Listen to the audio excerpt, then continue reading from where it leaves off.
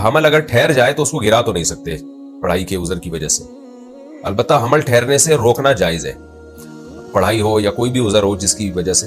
دیکھیں حمل جو روکنا جائز حرام ہے نا، حمل روکنا بعض صورتوں میں حرام ہے. تو وہ کون سی صورتیں ہیں جن میں حمل روکنا بھی حرام ہے وہ سمجھیں. ایک اس نیت سے حمل روکنا کہ میرے بچے ہو جائیں گے تو میں کھلاؤں گا کہاں سے، مہنگائی بڑھ رہی ہے، میرے پاس پیسے نہیں ہیں، اس نیت سے حمل روکنا حرام ہے. اس کی ڈیٹیل میں بیانات میں اور مختلف پہلے مسائل میں کئی بار بتا چکا ہوں کیوں حرام ہے، اس کے دلائل کیا ہیں. آج کل اکثر لوگ اسی بیس پہ حمل روک رہے ہوتے ہیں کہ بھائی ہماری آمدن کم ہے اور 2 3 4 بچے پالنا، 6 6 8 8 بچے پالنا ہمارے لیے بہت مشکل ہے، پیسے ویسے نہیں ہے. یہ بہت بڑا جرم ہے. شریعت میں آپ کو اس بیس پہ حمل روکنے کی اجازت نہیں ہے.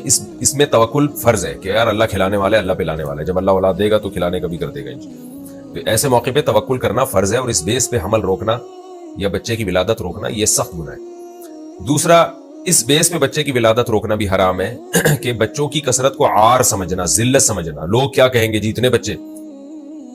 میرے جب بیان جاتا ہے نا دنیا میں تو بتا رہا ہوتا ہوں میرے ماشاءاللہ اتنے بچے ہیں جی، 14 بچے ہیں بتا رہا ہوتا ہوں، تو بہت سے لوگوں نے نیچے بڑے نیگیٹو کمنٹس کیے ہوئے ہوتے ہیں، زیادہ تر غیر مسلموں نے، کہ یہ دیکھو یہ کیا کرے پاگل لوگ ہیں، اور دیکھو یہ مولانا لوگ، اس طرح کے نا مذاق اڑا رہے ہوتے ہیں. تو اس کا نتیجہ یہ نکلا کہ آج لوگ بچوں کی تعداد بتاتے ہوئے شرماتے ہیں. ہمارے لیے تو باعث فخر ہے، ہمارے نبی صلی اللہ علیہ وسلم نے فرمایا انی اباہی بکم الامم، اولاد کی کثرت یہ باعث فخر ہے. تو لیکن جو لبرل لوگ ہیں نا، نام نہاد لبرلز ہیں یا غیر مسلم لوگ ہیں، وہ پروپیگنڈے سے چونکہ متاثر ہو چکے ہیں، ان کی نسلیں برباد ہو چکی ہیں، خاندانی نظام ان کا تباہ ہو چکا ہے، بڑھاپے میں مرد اور عورت ایک دوسرے کی شکل دیکھ دیکھ کے گزارا کر رہے ہوتے ہیں. تو وہ بیچارے خود بھی فطرت سے ہٹ گئے، اپنا گھر اپنا خاندان تباہ کر دیا انہوں نے. ہمیں بھی چاہ رہے ہیں کہ ہم بھی برباد ہو جائیں ان کے انتانوں کی وجہ سے. نہ ان کے یہاں بہویں ہوتی ہیں نہ داماد ہوتے ہیں، وہ ایک آدھ کہیں ادھر سے. بچے کثرت سے ہوں تو وہی اچھے ہوتے ہیں. مجھے یاد ہے ابھی میں حج پہ آیا تو میرے بچوں نے ماشاءاللہ، چھوٹی بچیوں نے دیوار پہ ایسا حج مبارک لگایا ہوا تھا، پھول وول ایسے. بچے ہوتے ہیں تو گھر میں رونق ہوتی ہے، خوشیاں نصیب ہوتی ہیں. تو فیملی پلاننگ والوں کے جو نظریات ہیں اس سے دنیا متاثر ہو چکی ہے. ان کے زہریلے جراثیم جو ہے نا وہ لوگوں کے خون میں جا چکے ہیں، اور لوگ اپنا بھی دنیا کا بھی نقصان کر رہے ہیں، آخرت کا بھی کر رہے ہیں. تو اسلام میں اولاد کی کثرت یہ باعث فخر ہے، باعث ذلت نہیں ہے. تو اگر کوئی اس نیت سے بچے روکتا ہے کہ میرے زیادہ ہوں گے تو مجھے شرم آئے گی بتاتے ہوئے، لوگ کیا کہیں گے، اس نیت سے بھی بچے روکنا حرام ہے. اس لیے کہ آپ اسلام پہ اعتراض کر رہے ہو، آپ نبی صلی اللہ علیہ وسلم پہ اعتراض کر رہے ہو، آپ اللہ کو نہیں مان رہے. حدیث میں آتا ہے، صحیح حدیث ہے، تزوج الودود الولود فانی مباہی بکم الامم، ایسی عورت سے نکاح کرو جو تمہیں کثرت سے اولاد دے. تو یہ 2 نیتیں ایسی ہیں کہ ان نیتوں سے حمل روکنا ناجائز ہے. خوب سمجھ لیں، دو وجوہات. دوبارہ ریپیٹ کر دیتا ہوں کیونکہ یہ ٹاپک بہت اہم ہے، لوگ اس کو سمجھتے نہیں ہیں، ذہن میں بٹھاتے نہیں ہیں، اور بار بار پھر وہی مسئلہ پوچھتے رہتے ہیں، بار بار وہی مسئلہ پوچھتے رہتے ہیں. تو 2 چیزیں ایسی ہیں جس سے پریگنینسی روکنا. دیکھیں حمل ٹھہرنے کے بعد گرانے کی بات نہیں کر رہا، وہ تو ناجائز ہے، اس کی میں ڈیٹیل بھی بتاتا ہوں ابھی. ایک ہے، پہلا اسٹیپ یہ ہے کہ حمل کو روک لیا جائے. تو حمل روکنا اس نیت کے ساتھ کہ بچوں کو میں کھلاؤں گا کیسے، مہنگائی کا دور ہے، اس نیت سے حمل روکنا حرام ہے. اور اس نیت سے بھی حمل روکنا حرام ہے کہ میں لوگوں کو کیا بتاؤں گا، لوگ تانا دیں گے، عورتیں تانا دیتی ہیں عورتوں کو، دیکھو تمہارے اتنے بچے ہو گئے، اس طرح کی باتیں کرتی ہیں. تو ان 2 نیتوں سے حمل روکنا حرام ہے. تیسری چیز جس کی وجہ سے پریگننسی روکی جاتی ہے وہ ہے عورت کی صحت.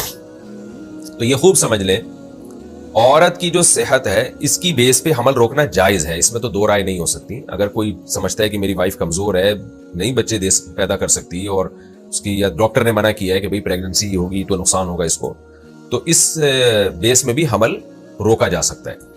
لیکن یہ خوب سمجھ لیں کہ اس میں بھی پروپیگنڈا بہت زیادہ کیا گیا ہے. اصولی طور پر تو بات یہ ہے کہ عورت کی صحت ولادت کے عمل سے بار بار گزرتے رہنے سے صحیح ہوتی ہے، بیماریوں سے بچت ہوتی ہے، عمر لمبی ہو جائے گی، اس کی فزیکل فٹنس برقرار رہے گی، کیونکہ یہ نیچرل پروسیس ہے. حمل کا ٹھہرنا، اولاد ہونا، پھر اس بچے کو فیڈ کرانا، یہ نیچرل پروسیس ہے. اور نیچر سے کبھی بھی آپ کی صحت خراب نہیں ہوتی. نیچر سے جب آپ بغاوت کریں گے تو صحت خراب ہوتی ہے. تو اس بارے میں پروپیگنڈا بہت زیادہ، کروڑوں اربوں روپے خرچ ہو رہے ہیں ان چیزوں پہ کہ کسی طرح یہ جو ایشیائی ملک ہیں ان کا گروتھ ریشو کو روکا جائے. تو یہ پروپیگنڈا ظاہر ہے پھر کیا جاتا ہے. تو ورنہ اصولی طور پر اس میں ڈاکٹروں کے حوالے بھی ہیں میرے پاس، جو میڈیکل سائنس کے بہت بڑے بڑے ڈاکٹر ہیں، گائنی کے بڑے بڑے ڈاکٹرز ہیں، یہاں کے نہیں یورپ کے. وہ یہ کہتے ہیں کہ پریگننسی روکنے سے عورت کی صحت خراب ہوتی ہے اور بچے پیدا کرتے رہنے سے وہ صحیح رہتی ہے، بشرطے کہ اس کے آرام کا اور خوراک کا خیال کیا جائے. تو یہ پروپیگنڈے سے متاثر نہ ہو انسان، واقعی کوئی وہ ہو کہ بھئی حمل اگر ہوا تو اس کی صحت کو واقعی نقصان ہوگا، جیسے کہ 100 میں 2-4 عورتیں ایسے ہو سکتی ہیں جو بیمار ہوں، کمزور ہوں. تو تیسری چیز تو یہ ہو گئی. चौथी बात है, बच्चे इसलिए भी रोके जाते हैं कि तरबियत कैसे होगी उनकी। अक्सर ये लोगों के ज़बान पे ये मकूला है कि 2 बच्चे ढंग से पल जाएं उन 10-12 बच्चों से बेहतर है जिनकी तरबियत ना हो सके, क्योंकि ज़्यादा बच्चों की तरबियत मुश्किल होती है। ये भी एक प्रोपेगेंडा है हकीकत में। खूब समझ लें, जैसे वालिदैन औलाद की तरबियत करते हैं, बहन भाई खुद भी एक दूसरे की लाशऊरी तौर पर तरबियत कर रहे होते हैं। तो बच्चों की तरबियत में उनके ग्रोथ रेशो का बड़ा दखल है। बच्चे ज्यादा होते हैं तो वो बहुत कुछ एक दूसरे से सीखते हैं, लड़ लड़ के, मोहब्बत करके, हर तरह से सीख रहे होते हैं, सिखा रहे होते हैं। इस पे भी मैं ज्यादा डिटेल में नहीं जाऊंगा, मेरे पूरे तफसीली बयानात हैं कि ज्यादा बच्चों में तरबियत आसान है, कम बच्चों में तरबियत मुश्किल है। हमारे यहाँ तरबियत का मफहूम ये समझ लिया गया है कि महंगे स्कूलों में पढ़ाना। लोग ये समझते हैं कि 2 बच्चे होंगे तो हम महंगे स्कूल में पढ़ा सकते हैं, 10 बच्चों को हम महंगे स्कूल में नहीं पढ़ाएंगे। खूब समझ लें, शरीयत की नजर में महंगे या सस्ते स्कूल की एजुकेशन का तरबियत से कोई ताल्लुक नहीं है, बल्कि महंगे स्कूल तो बर्बाद कर रहे हैं बच्चों को। हमने देखा है अपनी आंखों से। 2 बच्चे होते हैं, बाप के गिरेबान पकड़ के खड़े होते हैं वो, हालांकि बड़े महंगे स्कूल में पढ़े होते हैं। तो एजुकेशन, इसकी तो वैल्यू शरीयत की नजर में भी है, अकल की नजर में भी है, लेकिन एजुकेशन का पैसे से ताल्लुक नहीं है। दुनिया में बड़े बड़े साइंटिस्ट, बड़े बड़े उलमा, बड़े बड़े स्कॉलर्स ऐसे हैं जो बहुत ही लो लेवल के स्कूलों में पढ़े हैं वो, या गरीब स्कूलों में, या स्कूल में सिरे से पढ़े ही नहीं वो, उन्होंने अपने माँ बाप से या दाएं बाएं से नॉलेज हासिल की, इंटरनेट पे बैठे और बहुत कुछ सीख गए वो। तो इसलिए ये भी दिमाग से एक जो है ना, ये फतूर निकाल देना चाहिए कि 2 बच्चे होंगे तो तरबियत ज्यादा अच्छी होगी, और बल्कि लाड प्यार में बिगड़ने का खतरा होता है। और ये मेडिकल, ये जो आपके नफ्सियाती डॉक्टर है ना, मैंने इनकी राय भी अपनी किताब में नकल की है कि 2 बच्चों की पैदाइश में जब ज्यादा वक्फा होता है तो उनके जो मेंटल ग्रोथ है उसमें फर्क पड़ता है। यानी बच्चे को अपना करीबुल उमर जो है बहन या भाई चाहिए। यानी बच्चे को अपने साथ खेलने के लिए, अपनी दिल की बातें शेयर करने के लिए घर के अंदर ही भाई या बहन चाहिए जो इसकी और उसकी एज में ज्यादा डिफरेंस ना हो। ये बच्चे की साइकोलॉजी है, बच्चे को चाहिए ऐसा कि घर में अगर 2 बच्चों के दरमियान में लंबा वक्फा करेंगे तो एक बच्चे को अपना करीबुल उमर जो है भाई या बहन नहीं मिलता, उससे भी उसकी जहनी नशोनुमा बहुत ज्यादा मुतासिर होती है। तो ये सब चीजें समझने की माशरे में जरूरत है। तो ये 4 बातें हो गई जिनकी वजह से हमल को रोका जाता है। एक बात, गुर्बत की वजह से हराम है रोकना। नंबर 2, इस नीयत से रोक लेना कि मैं खिलाऊंगा कहां से, यानी बच्चे आर महसूस होंगे, यानी जिल्लत महसूस होगी इसमें, लोगों को बताऊंगा इतने बच्चे, लोग मजाक उड़ाएंगे, इस नीयत से रोकना भी हराम है। बाकी 2 चीजें रह गई। सेहत की नीयत से रोकना वो जायज है, लेकिन मैंने बताया इसमें प्रोपेगेंडा बहुत ज्यादा है। वाकई अगर औरत बीमार होने का खतरा हो तो रोक सकते हैं। और चौथी चीज है तरबियत। तरबियत भी ज्यादा बच्चों में है। अगर आप ज्यादा बच्चे होंगे, तरबियत की कोशिश करेंगे तो तरबियत होगी, और अगर कोशिश नहीं करेंगे तो एक की भी नहीं होगी, वो एक ही डाकू और चोर निकलेगा। तो ये 4 चीजें हैं, इसको नोट करने की जरूरत है। अब मैं आपके सवाल की तरफ आता हूं। ये जो आपने कहा है कि एजुकेशन में मशगूल है तो इस नीयत से प्रेगनेंसी रोकना, यहां भी आप खूब समझ लें, फी नफ्सी ही मसले के लिहाज से तो जायज है।